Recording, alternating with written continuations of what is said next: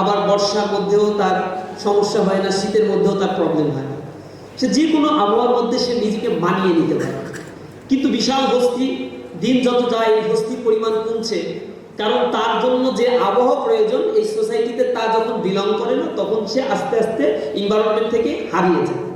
বাংলাদেশে আপনারা দেখবেন অনেক স্পিসিসগুলো হারিয়ে গিয়েছে। এর কারণ হিসেবে জলবায়ু ক্রমহ্রাসমান এই পরিবর্তনটাকেই একমাত্র দায়ী করা হচ্ছে। গ্লোবাল ওয়ার্মিংকে দায়ী করা হচ্ছে, সি লেভেল রাইজ করছে তাকে দায়ী করা হচ্ছে, হট হয়ে যাচ্ছে ওয়েদারগুলো, কার্বন ডাই অক্সাইড অতিমাত্রায় নিঃসরণের কারণে মানুষ জাতির বসবাসের অনুপযোগী হয়ে পড়ছে এই সোসাইটি। এবং এভাবে চলতে থাকলে সাউথ কোস্টাল রিজিয়নগুলো পানির তলে তলিয়ে যেতে পারে। 2050 সালের ব্যবধানে সাউথ এশিয়ার অসংখ্য জায়গা, ভারত সহ মালদ্বীপ, বাংলাদেশের একটা বড় অংশ তলিয়ে যাবে। 30 কোটি মানুষ বাস্তুচ্যুত হবে, বাংলাদেশের 20 কোটি মানুষ বাস্তুচ্যুত হয়ে পড়বে, মাইগ্রেটেড পিপলের পরিমাণ বাড়বে। এগুলো আনএমপ্লয়েড ক্রিয়েট করে, এনার্কি সিচুয়েশন ক্রিয়েট করে। সে সোসাইটি আস্তে আস্তে এই দিকে শিফটিং হবে। এটা মানুষের হাতের কামাই। আর এই গ্লোবাল ওয়ার্মিং এর জন্য দায়ী যারা, তারা আমাদের উপরে এগুলো চাপিয়ে দিচ্ছে। ক্লাইমেট এক্সচেঞ্জ ফান্ড গঠন করে ফান্ডের টাকা স্যাংশন করছে না, অথবা এগুলোতে করাপশনের কারণে, সুশাসন নিশ্চিত না হওয়ার কারণে মানুষের উপরেই এগুলো এসে আরো খরচ চাচ্ছে। তো এটা আমার আলোচনার বিষয়বস্তু না।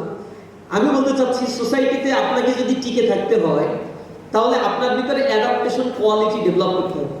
সোসাইটি আপনার হাতে তুলে কোনো কিছুই দিবে না, বিকজ এই সোসাইটিতে অনেক অনেক স্কেয়ারসিটি রয়েছে। যদি স্কেয়ারসিটি কথাটা ইসলামের সাথে রিলেভেন্ট না অনেক ক্ষেত্রে, কিন্তু ইকোনমিক্সে পড়ানো হয়, ইকোনমিক্সের মূল সংজ্ঞার মধ্যেই দেওয়া হয় মানুষের প্রবলেম বেসিক্যালি ইকোনমিক প্রবলেমগুলো সলিউশন করা।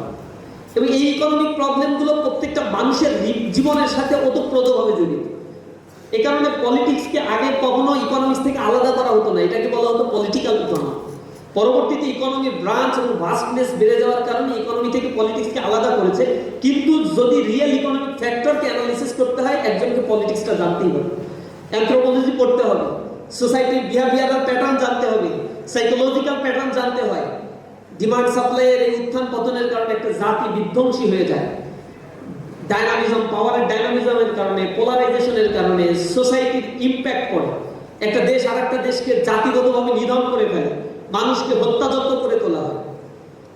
এই যে সোসাইটির এই বিবর্তন, এই পরিবর্তনের ইকোনমিক ভাইটাল রোল প্লে করে। এবং তার মূল থিওরিটা বলা হচ্ছে, ইকোনমিক্সের মূল থিওরির ভিতরে বলা হয়, we have limited resources but unlimited wants, and the purpose of economics is to mitigate how can you utilize your best effort by having limited resources.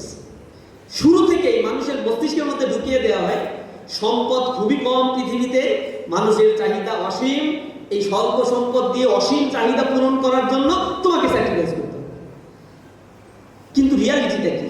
Welfare economy কি বলে, ইসলামিক ইকোনমিক্স কি বলে?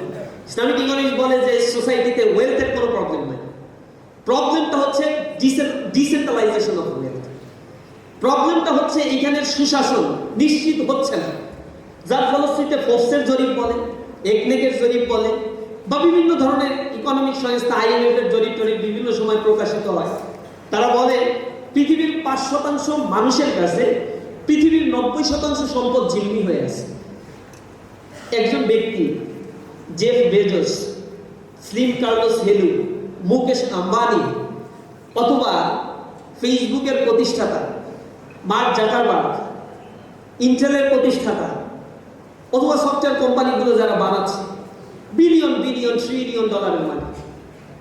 জাকারবার্গের যে সম্পদ আছে তা বাংলাদেশের টোটাল জিডিপি, আমি বাজেটের কথা বলছি না, this is GDP, it's so vast amount, gross domestic product. একটা দেশে এক বছরে দেশের জনগণ যা উৎপাদন করে এটাকে জিডিপি বলা হয়। এই জিডিপির 68% টোটাল বাংলাদেশের 20 কোটি মানুষ যে সম্পদ উৎপাদন করে তার 68% সম্পদের মালিক হচ্ছে একটা মার্ক জাকারবার্গ। এটা ক্যালকুলেশন করে, এটা আমি অনেক আগে ক্যালকুলেশন করছিলাম, এখন তো ডিফ্লেশন হয়েছে মুদ্রা, সম্ভবত এটা হাতের ছাড়িয়ে গেছে। অর্থাৎ তার যে সম্পদ আছে তা দিয়ে বাংলাদেশে যে কোনো সময় অন্টুর মধ্যে কিনে নিতে পারে। এগুলো মানুষ কেনা না, কোম্পানি কেনা না, পুরো একটা দেশ উঠায় নিয়ে যাওয়া। এই পরিমাণের সম্পদের তারা মালিক হয়েছে।